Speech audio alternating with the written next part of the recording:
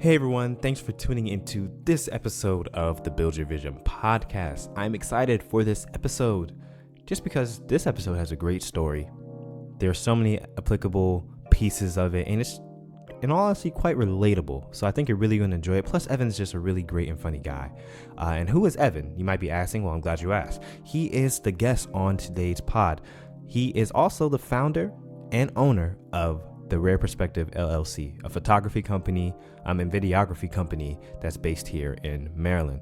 Evan takes us on his journey of moving from the corporate scene with a job in cybersecurity to making his move to entrepreneurship, a full-time entrepreneur at that, and becoming his own boss and making even more money than he was before. And we address all the common questions that you might have in this. And if we don't address it, you can message us on Instagram or on the website or wherever you want to message us on the comments, something like that. But when, why, and how did he do this? And of course, all the challenges that come in between, the pit stops and the lessons that he learned along the way. Make sure that if you listen to this episode, if you listen to this podcast, that you don't keep it to yourself. Share it with someone who you think might need to hear this information. Post it on your social media. You can put it on your story and tag the podcast at Build Your Vision Pod on Instagram. This is how we grow the show. This is how we touch as many lives and impact as many people as possible. Lastly, this episode will also be available on YouTube tomorrow if you're listening to it when it's released on Tuesday. So if you want to watch it instead of just listening to it, you can do that as well. I will link the channel in the show notes. Without further ado, let's get into this episode. Let's cue that outdated music that I should have replaced a long time ago. That's still the theme song, but I'm going to get to it eventually. I still really like the song though. All right, let's go. Loading. Read all about it. It's a case study for success. Be teachable. What better way to learn than to just ask? The learning process becomes a journey. Turning dreams into realities.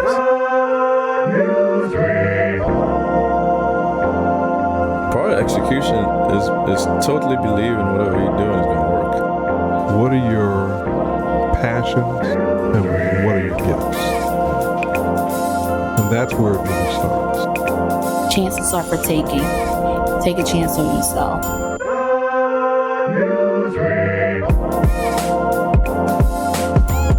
Any and everyone is capable of being a leader. You're not going to have all the answers immediately. Mentors to expose you to things that you otherwise wouldn't know. It was all I thought about and dreamed. Like I would literally get up in the morning, practice, because I knew the time would come. Just do it.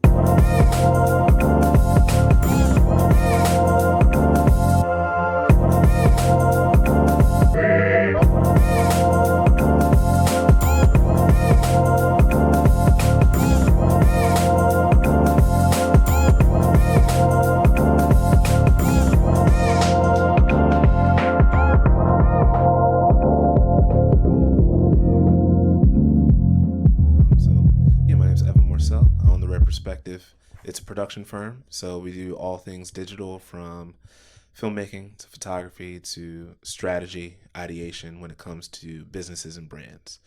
What I've been kind of noticing as I unpack, my time working for myself now, I'm noticing that people don't hire me necessarily for my product.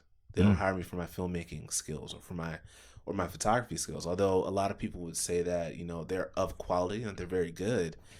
But what people are valuing is my ability to take their idea, to take their concept, to take their why, to take their story, and to package it into a system, to then deconstruct it in a way where we can create some steps that we need to take to inform their client, to inform their target audience on why they should invest, why they should support, why they should engage with their brand or business.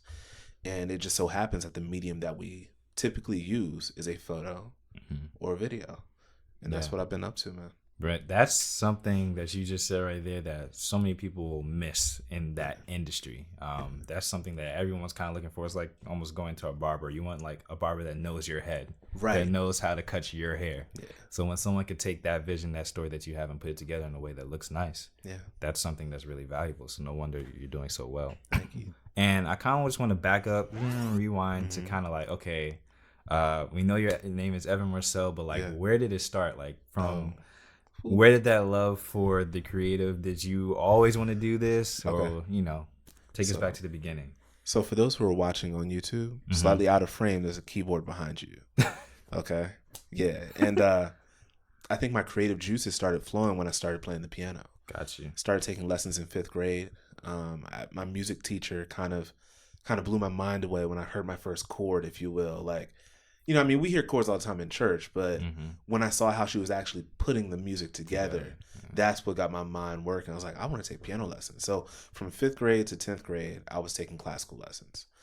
And I noticed that I always appreciated movies and music.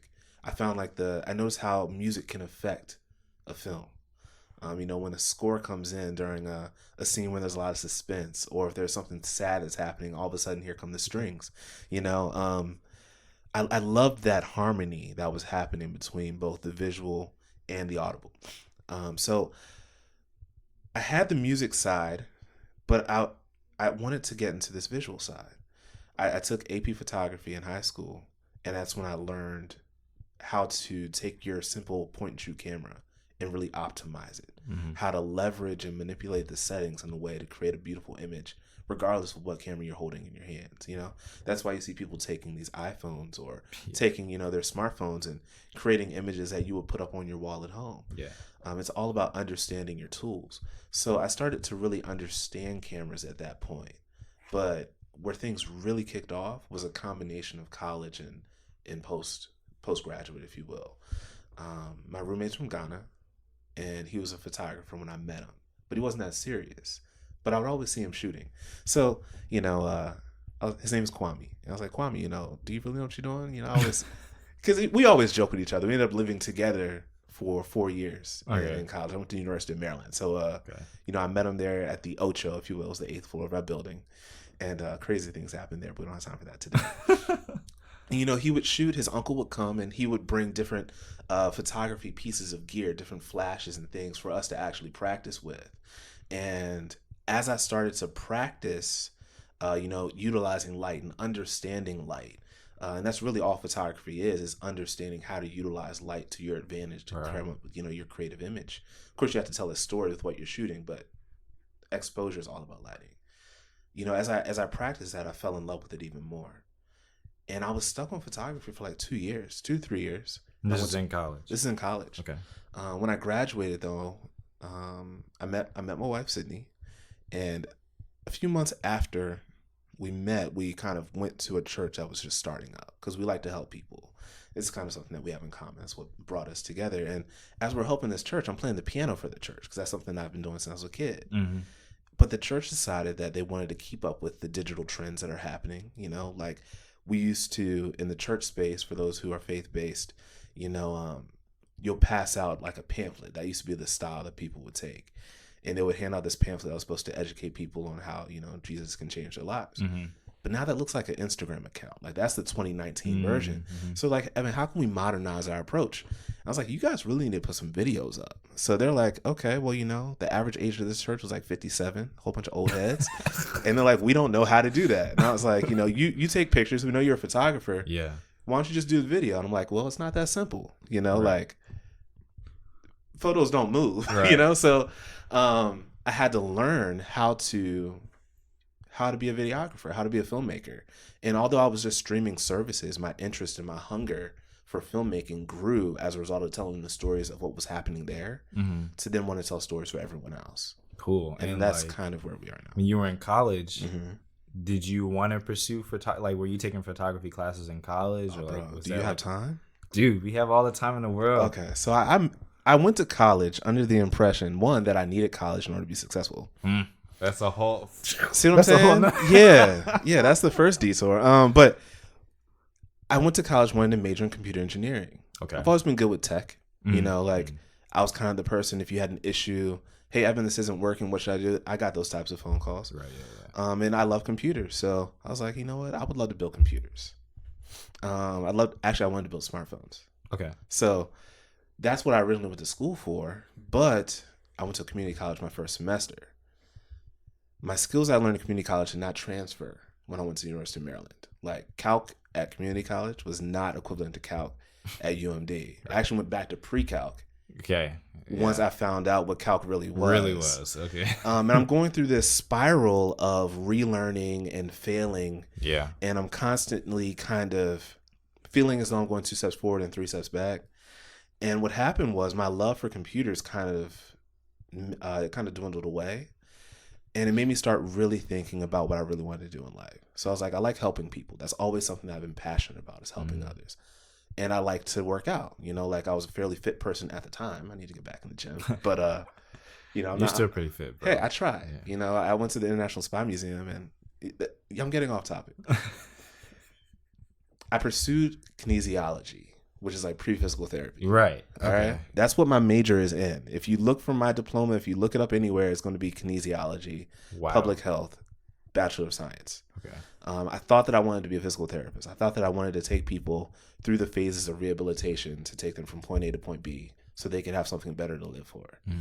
And although that love was there, once I got my degree and I was filling out applications for PT school, and I've shadowed a couple PTs, I was like, I don't know if I can see myself doing this for the rest of my life. Oh man, I know how that feels. Yeah. But it's a hard place to be in because, you know, you've put in all this work. You've grinded for me, it was 4.5 years because I wasn't one of those people who graduated in 4 years. Right. It just didn't happen. That's a common thing. And, you know, I'm like, what am I going to do? Like, I have this degree that's really only applicable for this one field of study. Right. If I don't pursue it, it's like I almost even have a degree. So I met a guy and he was like, hey, Evan, you know, I know that you're good with computers. Because I still like to be that guy who, I was on that, it's weird. There's these phones that they run an operating system called Android. And and I was like, you know, I would manipulate those phones. You can root them, you can customize them. I really enjoyed that before I was brought to the light and I got an iPhone. But you know, he knew that I was the guy that you go to if you're having any issues. It's like, why don't you pursue cyber? It's really booming right now. All you need is a certification, and you can get a decent job, you know, fresh out of college. I was like, I felt like I gave up on computer engineering a little early. Let me see if I can rekindle the flame and see what cyber is about. So, you know, everything post-college, everything in life is about connections. My dad knew a lady. My dad was an entrepreneur. He knew a lady who owned her own cyber firm, and she got me into a week-long crash course on how to get my computer, my Security Plus cybersecurity computer certification, and for free. Right, there's power in connections, man. Listen, it's all about who you know, it's man. It's all about who you know. Like I was talking to one of my coaches, Pierre Quinn. I think he's actually on the show. Yeah, he is. And he was telling me, you know, 80% of jobs at a certain level are not posted online. It's all about connectivity. So, you know, through that connection, I was able to get this free certification that then opened up doors for me to get a secret clearance and to pursue a 3.5 year long career in cybersecurity. But from the moment of my first job in the cybersecurity space, there were signs, there were red flags that were showing that it wasn't for me. My first job, I had to work like 60 hours a week while being paid 40 hours, working overnight shifts and then being asked to come in, you know, 6 hours later in Virginia. I live in Maryland. It was like an 1.5 hour ride both ways. Like traffic was just always there. That's terrible. Yeah. You know what I'm doing? I did that for, I think, 9 months and I hated it. You know, like, I knew that it wasn't my calling, but I just assumed that I was in the wrong space. I didn't think it was the wrong job. So I transferred to another position for another private company, and I'm working for them, and everything's kind of okay initially. But what I'm learning throughout this process is that cybersecurity is a lifestyle. You know, I mean, it's not like people take time off. There's no 9 to 5 for hacking, you know? Like when I go to sleep, that's when people typically attack. So you have to be able to wake up at 2:00 in the morning, respond to those alerts, notify the people in need. And it just wasn't the life for me. You know, there's some people who live, breathe, and sleep and eat, you know, cyber. That's what they want to do. But it wasn't compatible with what I wanted to do in the big picture, the macro of my life.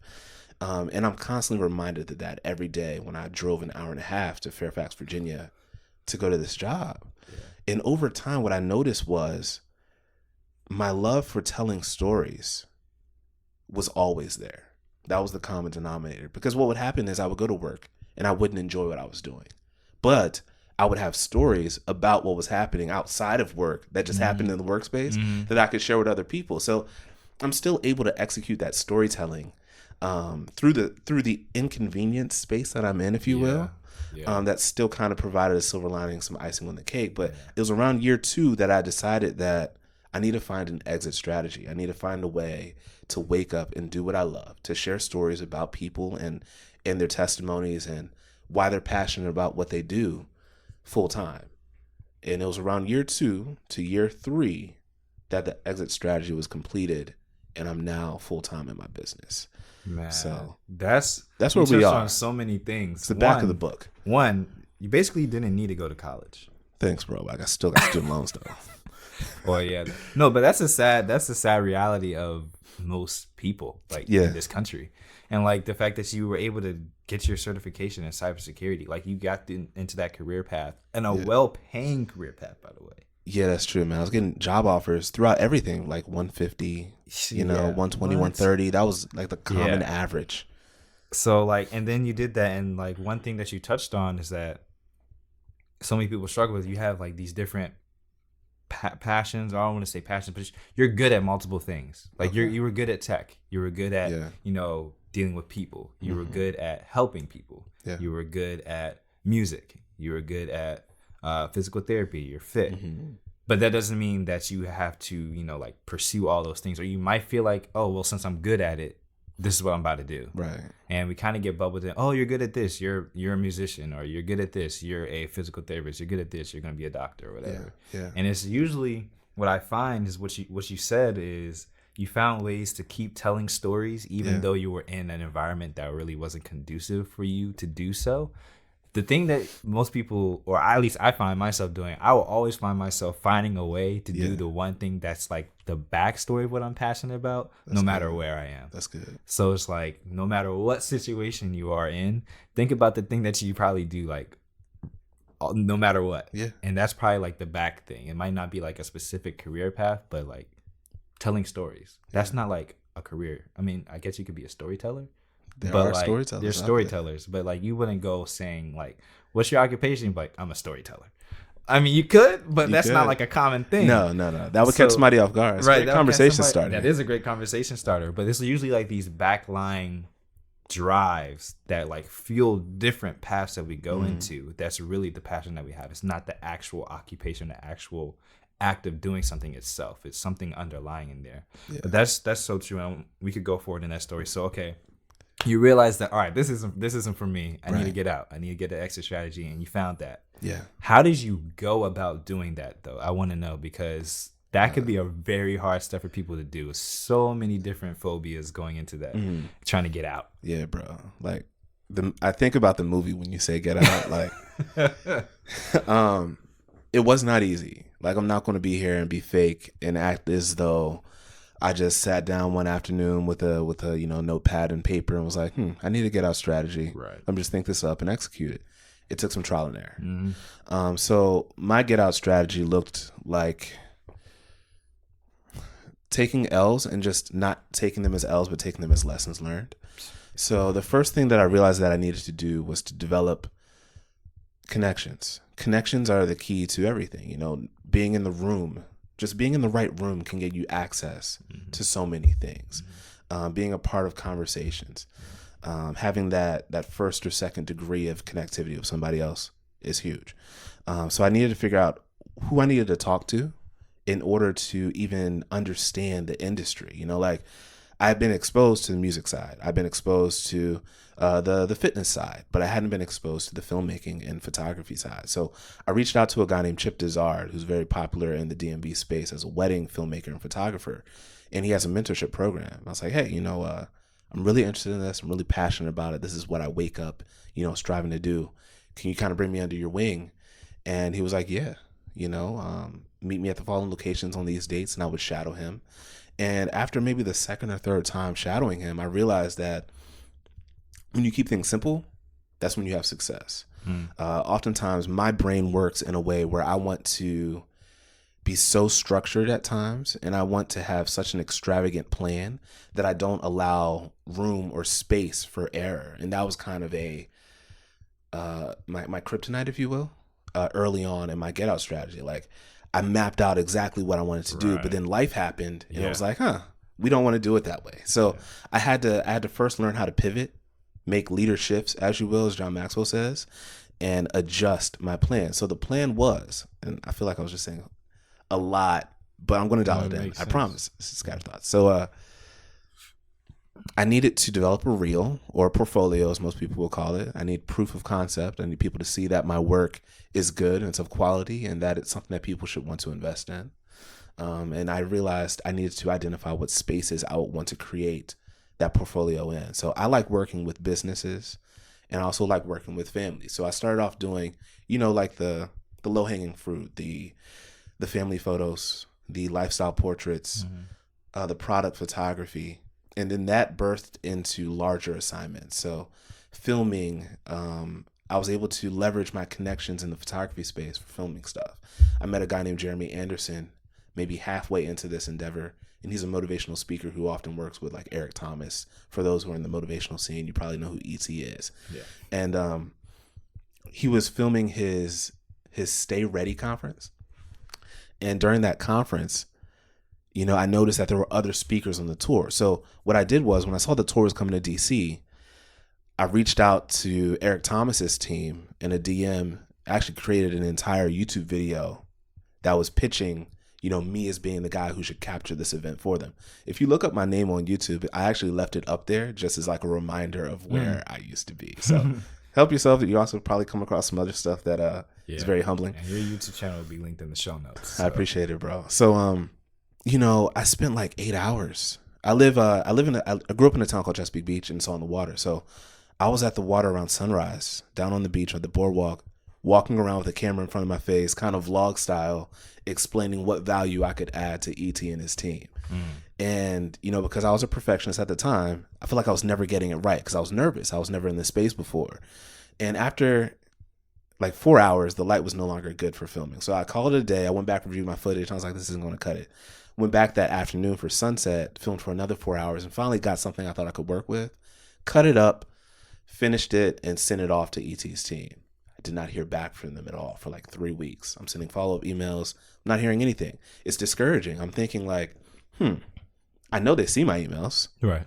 But, and this isn't a shot at E.T. He's a busy guy and he has a team, but I didn't know that at the time. So, I'm like, I need another plan. So I reach out to my mentor, Chip, again. And he's like, yo, I know E.T.'s mentee, Jeremy Anderson.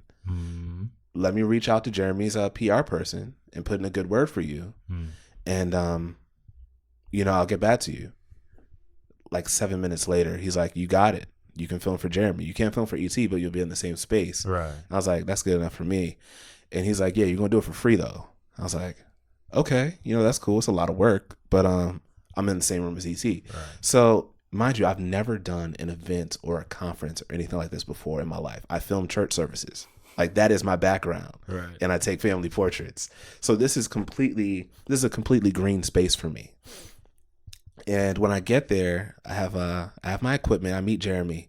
Actually, I drove out to his hotel the night before, like 11 o'clock at night when he got off the plane, just to kind of engage with him and make sure that he knew I was serious about this, because he didn't know me. He was just going off the word of Chip. Right. Yeah. And at the time, I did not know that Jeremy had received over 25 requests for people to film for him prior to me sending him before Chip reached out. So the only reason that I got the opportunity was because of my mentor. So it's coming back to connections, which is just absolutely amazing, right? Like he trusted Chip so much that he would trust me. So it goes to show that, wherever you are in business, one, make sure that you're doing everything with integrity and that you're doing everything in a selfless state, So I meet Jeremy and he talks me through the game plan. He talks me through the vision that he wants for the film, and we have a strategy. I was like, cool, I can work with this. This is safe. I go out the next day and I meet him. We're filming. And I'm kind of channeling inspiration from other sources because I had never done this before. It's always to look for other sources of inspiration. Yep. When you're new to a space. Don't try to reinvent the wheel. Yeah. You know, there's nothing new under the sun. You know, you don't see us using things that don't look like tires for cars. Right. Like we've kept the tire model for a long time. We're not driving on blocks. So I get there, I film it. I'm nervous. I am so nervous. But this is the phase in my journey where I started to implement affirmations and visualization. I had to visualize what a successful shoot would look like. I couldn't let my shaky hands cause me to get bad footage, or I couldn't let doubt interfere with my ability to move confidently in a space that I hadn't been in. So by affirming myself, by visualizing what a good day would look like, it really got me through that day. In addition to working with a guy who's just great to work with, like Jeremy's easy to work with, very down-to-earth guy. You often think when you see people who have hundreds of thousands of Instagram followers that they may be kind of like on a different level than you, but people are people at the end of the day. One thing I learned, and lo and behold, I did really well on the shoot. He loved it. It helped him like raise he was able to touch like over 1 million students that year through content. Right, that was produced for that event. It's incredible. Yeah, man. So that was kind of like a really big confidence builder. And it was a huge step in my career as a filmmaker because it affirmed to me that I can shoot for anybody, right? If I can go to a space where I've never been to with people that I've never met and film an event that I've never filmed or even anything remotely like it and succeed, there are very few things that you can't do at that point. So with that confidence, I was then able to step out and take on larger events. I was able to then, you know, cold call or cold email people who I've never met with the ability to know that, hey, if they understand the value that I'm providing, they will want my services. All right. And I'm just going to close with this point because I know I've been going for a minute. You're good. All right. In February, actually, in January, there's a guy at the startup church I was telling you about named Brother Brown. Right. And Brother Brown is a phenomenal artist, or he was a phenomenal artist. He drew a lot of landscapes in the county that I grew up in. He was just renowned in the entire DMV. People wanted to do documentaries on him, everything. And I was like, hey, Brother Brown, you know, I really enjoy your work and I would like to do a documentary on you about what you've done. His testimony was the fact that he's always been a passionate guy and he's always been very good at everything that he puts his hands on. And back in like the 80s, the 70s or the 80s, he worked for a construction firm, and he was in position to be the next leader of the firm at the top level. It was between him and another guy named Buddy, and Brother Brown was awarded the position rightfully. I mean, he deserved the you know, that place. But Buddy didn't want to let it go, and this guy named Buddy struck him in the back of the head with a metal pipe. Whoa. It didn't kill Brother Brown, but it did cause him to have recurring intermittent seizures for the rest of his life. But he could no longer drive, and he could no longer do some of the normal day-to-day functions that he was typically able to do. But he was able to draw, and because he can no longer work, because he can no longer drive, he has all this downtime, and that's when he really started to dive deep into his art side. And that's when he started creating these beautiful landscape pictures. And, you know, when he shared that story with me in his house, I honestly started to tear up because I didn't know that's why he would have those seizures. Like all my life growing up, because he was significantly older than me, I knew that he would have seizures, but I didn't know what the cause was. And when I found that out, I was like, gracious, bro, like he was just trying to do his best. So I told him, you know, I would love to feature in a documentary. And, you know, any proceeds would go to him and his family. Unfortunately, Brother Brown passed away like 3 months later, and we never filmed the documentary. I was crushed. I went to the funeral, you know, shared my remarks, saw the pain that the family was in because he impacted so many people through his work. And it kind of put a fire within me to never film or never leave a film on the table. Like I felt like I could have documented his story in those 3 months if I really was just like, I'm going to go after this. I'm not going to wait. I'm not going to procrastinate. Because I have that perfectionist gene within me, I often put things off longer than I need to. And this is still throughout my exit strategy approach. I'm like, that's when I was really finding myself, and telling people's stories is really what I was finding that I love to do. So he was going to be kind of like the template, you know, like if I could give back to Brother Brown, I was like, this would be huge for not only, you know, myself, but more so for him. It didn't happen. But I got an idea. I was like, you know, Brother Brown is he was a successful black male, black artist. There have to be other successful black entrepreneurs, if you will, that are in the DMV that I can also tell the stories of while they're here. And that birthed the idea of the Black to Business series that I filmed on YouTube. Yeah. And I just wanted to go around, find different people in different spaces and share their story on why they're passionate about what they do and why others, you know, hopefully should invest in their passion projects that are now their businesses as well. Because it's challenging, you know, for entrepreneurs in general. You know, if you're not in a successfully corporate, you know, made structure, it can be hard. And I started filming these stories. And as a result of filming each story, I developed a new relationship with every business owner. And this is kind of like my personal marketing, branding, outreach model, if you will. Haven't really shared this with anybody. So like outside of my coach. And the structure is meet people who are adding value in their respective spaces. Have them share their stories with you, document their stories so that you can add value to other people. And as a result, value will be added to me. So, you know, if you're doing anything for yourself, you're not going to be successful. You have to be in a selfless space, you know? This is what you're doing. Exactly. So like you have the motto, like I have no doubt that by the end of the year where you will be compared to where you are now, like our minds won't even imagine. They can't even fathom what it'll be, bro. So I started doing that. And as a result of creating all of these relationships, business started coming my way. Out of the blue, I had a huge contract with a nonprofit organization that like it tripled my monthly income in one event, you know?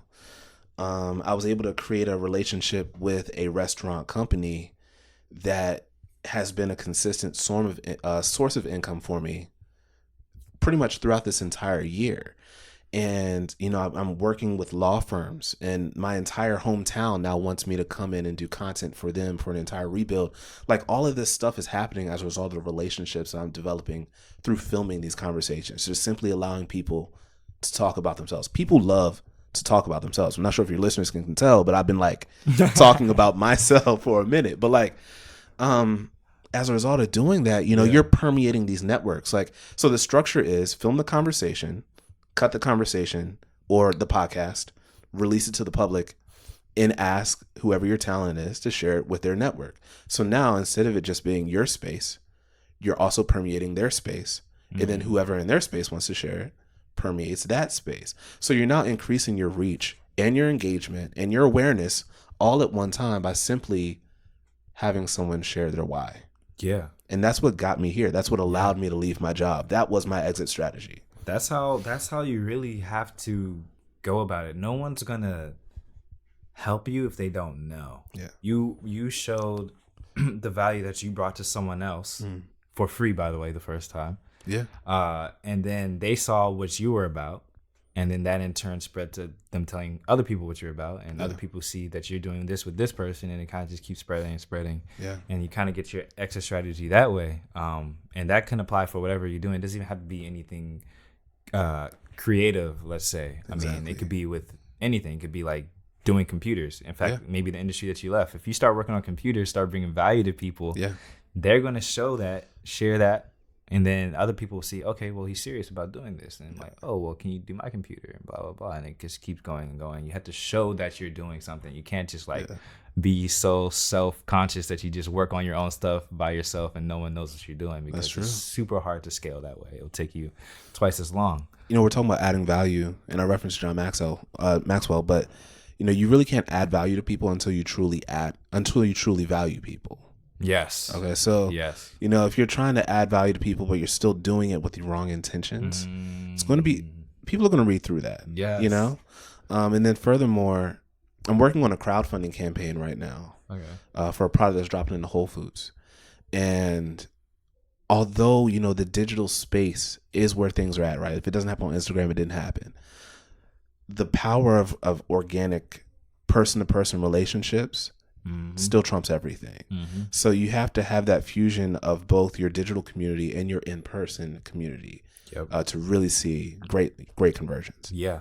Did you hear about that story that came out this week about the girl on Instagram that like had like 2.46 million followers? I think I heard about that. And she couldn't sell 36 like items of clothing on her. We're talking about that this morning. Yeah. People are buying followers out here, bro. Like, dude, it's not. You should invest in stocks instead. Let's say that she didn't buy followers. Let's just say she didn't. Those are all organic followers. No, having followers and having fans are two different things. Yeah. So you can have as many followers as you want. If you don't have an organic relationship with those people, you're not interacting with those people. Those people aren't like your supporters. Doesn't matter how many followers you have on Instagram. So that goes same to you have to have the balance of organic in person, or it doesn't have to be in person, but organic face-to-face conversation relationships, as well as you putting it out to the masses as well, to kind of like 2x your reach or your influence or your impact. And you said something when you chose your mentor, right? Did you just you found him and you just went to him and was like, I want to shadow you, or did you like, oh, okay, yeah, because some people like, I don't know how to go about getting a mentor or a coach. Well, it was easy for him. Like, Chip has it on his website. If you want to be mentored by him, you can apply. Like, it was that straightforward. But there are other mentors that I've acquired outside of Chip who did not have that cookie cutter of an approach. For example, my current coach, Pierre Quinn, he's a mentor to me. And the way that it all started with an ideation meeting. So usually I'm reaching out to established individuals who are in the space who offer this service. So, through his ideation meeting, we kind of created a relationship where I was like, hey, I need something on a more consistent basis. I need this coaching to be recurrent because life is consistently changing. Right. And that's how we kind of just had conversations that led to this mentorship that I receive. Another mentor that I've had in the past, his name is Michael Richardson, and I met him through church. So the people who I've reached out to that I haven't known in the past, usually it's through an in-person interaction, or it's an email. But I usually have the most success with in-person interactions. But it all comes down to humbling yourself and also understanding that if they say no, they say no and you keep it moving. Like, it does not hurt for someone to say no to you. If anything, it makes you stronger. So, I shoot my shot all the time. Like, I need business. So I get no's, even if it's not mentorship, business-wise. Like, you can't be mad if someone's like, oh, no, we chose to go with somebody else. Right. Yeah. It just wasn't the right fit. Kind of going more to the present where we are today, you have your business, Rare Perspective. Yeah. You took the leap. Yeah. You took that jump, and I kind of want to go into the kind of inside story, if you don't mind. Let's do it. That leaving your job, leaving the security of that paycheck. Mercy. The thoughts of what other people might think about you for going on this creative journey that you don't want to be, a broke artist. You don't want to be a broke musician or whatever. Right. The stigma. Yeah. How did you overcome that? Okay. Cleavon, first things first, you ask phenomenal questions. This is a great question. This is genuine curiosity, man. Like all right, so how did I overcome the fear of being like, that broke entrepreneur, that typical, that Tommy, if you will. Yeah, exactly. Tommy's a reference to a show called Martin. He had a job. He had a job. He had a job. But, it's like, oh, man, what you do? Oh, I'm an entrepreneur. Like, there's always that stigmatism. Yeah. So how did I overcome that? It was rough because, honestly, like, my parents did not initially believe in me. Like, they believe in me, but they have their preferences. It's like, Evan, you have a college degree. You have, a job that pays well. You don't have to worry about anything. Why leave all of that to take a chance? And it really came down to the fact that I was noticing some things in the corporate space where people were getting terminated. Now, I've always done my best to work with the most integrity and to the fullest of my potential, everything with excellence. But when I saw how people were being terminated on the spot, or, you know, whether they're being terminated over the course of a month or 2 weeks, whatever it was, you can be fired at any moment, you know? And the moment you're fired, you're back to, I guess, the position where you can be an entrepreneur.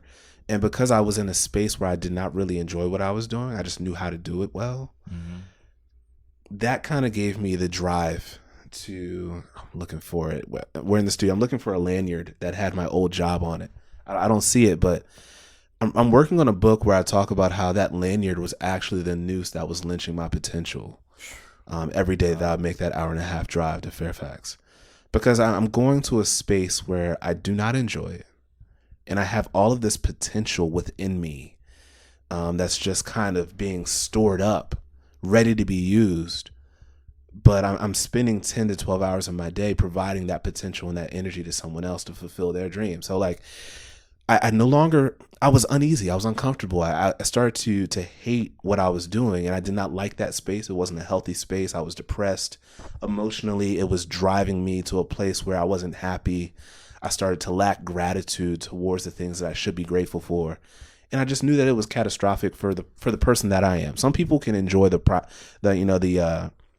private sector, working for other individuals, but it just wasn't for me. There was an event that occurred as well, where a friend of mine lost his best friend at the age of 37. He was an entrepreneur though. And at the funeral, I saw the impact that he was able to have as a result of moving in his purpose and intentionally helping people in the way that he was tailor-made to do. And I was like, if this man can do this by the age of 37 and have this legacy and have these, you know, the thousands of people who were there, you know, at the funeral, who truly missed him, who were truly helped by him, what could I do, you know, in that amount of time? Because I knew that where I wasn't really making an impact. I was a statistic. I was a number that could be crossed off and replaced in 2 weeks. Right. And that was kind of what kind of gave me the fire to just look at the people who would be like, Evan, I don't think it's a good idea, and be like, you know what? It may not be a good idea, Jenny, but you don't like your job. You really don't. And even if I don't get paid as much starting off, I'm going to be pursuing something that I love, that excites me. And when you're doing something that you're passionate about, something that you truly love, when you do it, you're doing it at the best level. I all the time I over deliver, you know, but I'm over delivering because I love what I'm doing. Now, if I'm in a space where I hate what I'm doing, I'm probably not going to over deliver for you. So it kind of works both to the corporate side's favor, because you don't want employees who are just working for a paycheck, because you're not going to get that much out of them. I got to a point where I was literally just doing what was asked of me. And that's never really a spot you want to be in. I mean, I know it sounds like, what do you mean you're just doing what's asked of you? But if I'm working for someone, if I'm trying to fulfill an initiative for somebody, I want to do more than that. Right, you know, I want to find holes. I want to find needs that haven't been assessed and plug those. You know, and I do that for myself in my business and for those who I work with. And it got to the point where, as a result of starting my own business, my parents seeing the success that I've had, I'm fortunate to not have to have struggled so far. They're more supportive now than they ever have been before, especially with my dad being an entrepreneur. I think the fear that he had was that some of the struggles that he experienced, I would have to go through. And although they were hard times, you know, he was just trying to prevent me from having those types of scabs in my life. But I couldn't do it anymore, bro. That you want the, you know, the sign off, or like, you know, the approval of the most, might not be the people you need to talk to, because they care about you so much. I got that all the time. They don't want you to get hurt. And I want to get your thought on this. This is catered to two types of people, maybe more. You might slide in there. You have the young professional who may be coming out of grad school, college, undergrad, whatever, and is trying to find their place with a career. Okay. Excuse me. Then you have someone who's already, let's say, mid-career or even late career, who has been going through the motions, or maybe they had a zeal at first and now it's gone. And there's something else that they think about all the time. As far as exiting or pursuing, do you say go for the check first to fund initiatives, or stay with the check to fund initiatives, or do you say go all in? There's 3 approaches that were presented to me when I asked that same question to my mentor. And I still stand by them. Those 3 approaches are, you can burn the bridges, right? And just leave your job and figure out how to make things work, right? And they kind of tailor towards who you are as a person. Like if you're a problem solver, that may work for you, burning the bridges and just going for it, like grind mode every day, 16 hours, if that's what you want to do. And if you know that's how you can operate, do it, but don't do it and have regrets, or don't do it and have any doubt. You have to be able to make that decision and stand by it and not look back. Like that's just the lifestyle for that season.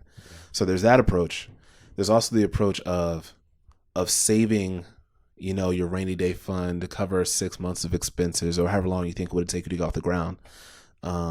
Saving that up while developing, this warm list of leads and developing a network of people who would be willing to invest in you once you make the leap, and moving that way. And then there's also the people who want to have simultaneous execution. So by that I mean you're working your corporate job and you're working your side hustle that you're passionate about at almost equal time, if not equal value, until you reach the point where you can just seamlessly leave. Now for me, I kind of did the second option, where we had some funds that were saved. And it's a blessing to be married because, my wife, she has a full-time job. So if things do get sketchy, it's not like I'm just on my own. But I went with the route of saving up funds, like getting the gear that I needed, using my job to fund whatever tools would be needed for me to be successful. And then when I got to a point where it was like, the timing is really what made it work. Through the Black to Business series, I was getting opportunities to, 5-6x my monthly income in a month or two. And I was like, if I stay at this job, I'm not going to be able to take advantage of these opportunities. And I'm going to miss out on the funds that I would be able to receive to then, go forward with my entrepreneurial career. Right. And what I decided was to take a leap. I didn't have all the funds that I wanted, but I had enough where if things got sketchy, I think I'd be okay. And literally I made the decision in 2 weeks. Like I wasn't expecting to leave my job until June.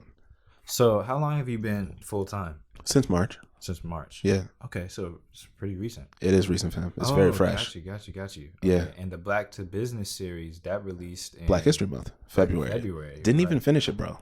Right. I dropped 4 episodes. So that's the power of it, right? I dropped 4 episodes and I was able to generate enough connections to have funding and income up until like July, August. How did that work? Bro, how did that go down? So like just full, all right. So case study number 1 was like 2 or 3 episodes. I think by the 2nd episode in, I think I released 5 episodes because I was doing, 5 episodes. And I'm hungry, bro. I feel it. And this picked it up for sure. So by the 2nd or 3rd episode, I got a phone call from a nonprofit agency or organization. And they're like, hey, can you do corporate headshots? And can you do kind of like a testimonial style recap video of our training that we're going to be doing for our HR team? I was like, yeah, that's definitely in my wheelhouse. I can do that. And I'm looking up comps on what the budget would be. And it was something like almost like $10K, right? Now I'm used to receiving like $3,500 a month for my corporate job. So to make $10K in like literally a full day of work, right? I was like, I'm getting paid on value, not time, right? Because if you try to make $10,000 in the hourly amount of work that was required, it wouldn't make sense. Right. Exactly. But it's the value that I'm providing. So that's when that shift of shading time for money, that mindset versus shading value for dollars, yes, kind of clicked for me. I was like, okay, so I'm providing them $10,000 worth of value, and they respect that. Let's keep the same energy. So that was the first case. This was like 2nd or 3rd episode because I'm releasing it to Facebook. I'm releasing it to Instagram. It's on YouTube. And I have my small network of, loyal friends and family members who are pushing it for me. And somehow, some way, the connection came through where one of a friend of a family or a friend of a friend recommended me for the job because they saw that the series was out there. And when, you know, Facebook has those recommendation posts. Yeah. Someone was like, who would you recommend? The HR director was like, who would you recommend to do the following tasks for my business? I want to invest in a black entrepreneur.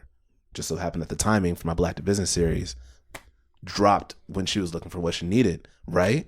Yeah, man. Nothing but God. So like, that was the first time that this shift happened, where I saw the key paramount, I guess, changes that I needed to make in my business model. One, because I was still charging people in like an hourly rate, not a value-based rate. That's another thing to talk about. But that was the first case. And then I had another person who I actually filmed in the Black to Business series, Chef Chu, episode 1. Yep. His product is dropping into Whole Foods in the 43 stores in the Northern California area. And I don't know when this will be released, but by the time it is released, I'm confident because they're dropping on July 8th. Within that time frame, he'll also have contracts with other large organizations who will be funding his product in hospitals and conference centers and things like that around the world. And because of that, he needed a crowd fund. He needed a campaign to continue raising money so that he can continue producing his product. Right. And he was like, you know, well, Evan came through, he filmed this series. He seems like he knows what he's talking about when it comes to ideation, social media strategy, and producing content. Let me bring him onto my team so that, you know, I can get what I need to have a successful campaign. And I got a call from him not that long after and was like, hey, you know, I want to bring you on as needed. Him being my client to produce the content and the game plan for what he needs. And that was another source of income. And I want to be raw. So to give you numbers, like to go out there for 2 weeks was like $10,000, right? Wow. So that was my second nearly $10,000 check. Right. And I mean, I probably worked like 5 days, you know? So I'm looking at my old job, and mind you, they're a startup. So like for any other organization, your numbers would be larger than that. Yeah. I'm looking at these numbers. I'm looking at how things are working and this new lifestyle, this new approach. And I was like, I can get with this. And within that 2 weeks, I was like, with $20K, it wouldn't make sense for me to, that would take me, what, 3,500? That's almost 7 months of work? No. Let me do math really quick. 20K. That's like 4 months of work. Every 2 months would be 7,000. You're right. No. Wait, say that one more time? No, man. 3,000 times 7 is 21,000. 21,000. So it's like 6 months of work. That you made in? A total of like 9 days. So that was case study number 2. Case study number 3, right before I went to Iceland, which is another experience. I almost died 3 times. I'd love to be back on the show if you want to talk about that. Yeah, but yeah, you know. Stories with Evan. My brother proposed to his girlfriend at the time, and I filmed their proposal video because I'm just trying to be a good brother, you know, like. So I filmed it and I released it on YouTube. It immediately got like 15,000 views or 1,500 views, which is a lot for me because I just created my YouTube channel the month before for the Black to Business series. It wasn't like I had a ton of subscribers. And the person who we filmed it at their house, he actually worked for the town that I grew up in Chesapeake Beach. And he was like, hey, we need content. Our stuff is outdated. It's old. It doesn't reflect what people should be experiencing when they get here. You know, would you mind coming down, kind of assessing what we need and put together a strategy for how we can do a turnover, or, you know, a turnaround for our content? And by the way, my wife's a lawyer and her law firm needs work too. So when I had the confirmation of like these 4 or 5 different jobs that I knew I would have on lock over the summer, I didn't really have that much of, let me not lie on the air. I was still nervous, but it took away the initial nervousness that I felt, like that heavy weight that you feel, knowing that I had the security of having these jobs confirmed. Now, when I put in my resignation letter, though, I had a knot in my stomach because I was leaving everything that I knew. Yeah. I was leaving the comfort. I was leaving the security. And I knew that when I handed it over, I'd be responsible for every check to provide for my wife and I for the rest of our lives. Yeah. So it was that handoff, that trade-off was big. But I looked at the upside, and I looked at the past experiences, and the new experiences, and the new experience far outweighed the past. Man, that's how I was able to do it. That's incredible, honestly. I feel like once you get that taste of like, wait, yeah, bro, I'm getting paid for the value I provide. I'm like tripling my income. Yeah. I'm enjoying it. Right. There's like no way that you can go back to the lifestyle. I don't know if I could work a corporate job, bro. Ever again. I mean, honestly. I'm 3 months out, so I'm not trying to sound like I have it all figured out, but it's really hard to imagine sitting at a desk. Wow, that's incredible. All right, man. To start wrapping things up. Yeah. I always like to ask these questions because the answers I get are just phenomenal. People are just great thinkers. Okay. So imagine we're on a highway. We're driving down, and you got billboards on the highway. People still invest in billboards and stuff. Yeah.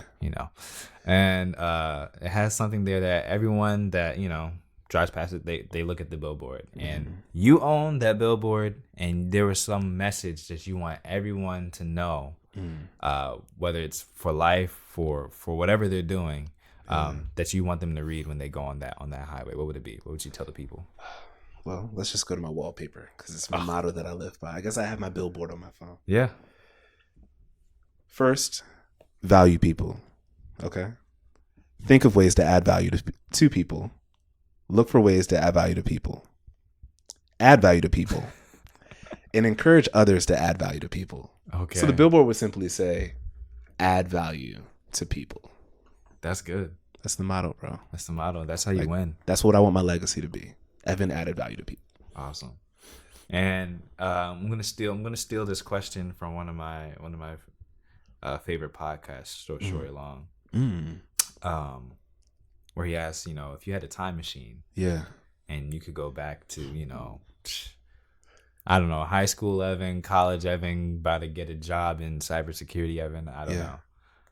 What would you tell him? Like, you go back, like, bro, what would you say to yourself? Go back in time. You always hear people say when you're younger, dream big. If you just believe it, you can achieve it. And I would hear that, but I wouldn't take it to heart. Like, I always had doubts. I always had, that self-doubt, my hesitations, my reservations for certain things. I would just tell myself failure is okay. Embrace failing. I know it's a common thing for people to say, but you have to believe that you're a boss, but you have to back it up with the work required to do so. Yeah. So it would just be, you need to stay ready because great things are in store for you. That's the message I would say. Stay ready. Stay ready. It's 3 phases: not ready, getting ready, and staying ready. So stay ready. Gotcha. Appreciate it, Ev. Hey, man. It's a pleasure. Thanks for coming on the show, man. Yeah, always. All right, cool. All right, I hope you all enjoyed that episode with Evan Morsell. I know I learned a lot from this conversation. And if you're thinking about leaving your 9-to-5 or have any questions about business, lifestyle, feel free to reach out to Evan or I. Our social media handles will be linked below in the description. Or you could go to the website, buildyourvision.co, and check out the resources there. Just remember to rate and review if you enjoyed the episode. That helps us on the statistic side of things in the podcast world. So if you really enjoyed it, leave a rating, 5 stars if you may, and a review so people could get a glimpse, a little peek into what this show is about and what it means to you. I would greatly appreciate that. Until next time, guys, keep building your vision every single day, like I always say. Peace.